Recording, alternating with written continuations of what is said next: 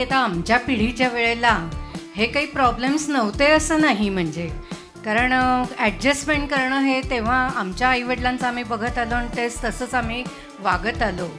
तर आत्ताच्या पिढीमध्ये आणि आमच्या पिढीमध्ये एवढा फरक पडायचं कारण काय? म्हणजे त्यांचा इगो दुखावला जातो म्हणून की काय असतं कारण? स्वातंत्र्याचं अतिस्वातंत्र्य झालं ना की त्याचं हे ॲक्च्युली उदाहरण आहे. विमेन एम्पॉवरमेंट आली खरी आणि तीही तिथूनच आली, राईट.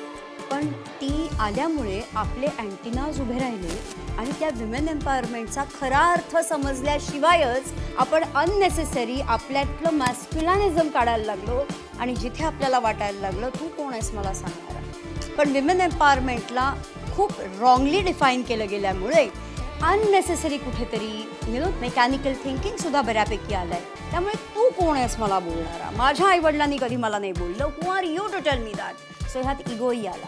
सो जुळवून घेण्याकरता थोडंसं लवचिक असणं गरजेचं आहे. आणि आपली लवचिकता नसेल तर मग त्या खंबीर ह्याच्यामध्ये आणि त्या रॉंग खंबीरपणामध्ये रॉंग कॉन्फिडन्स वाढल्यामुळे नातं कसं रिपेअर होणार. हवी आहे तर कमिटमेंट, त्यांना ॲडजस्ट पण करायला तयार आहे.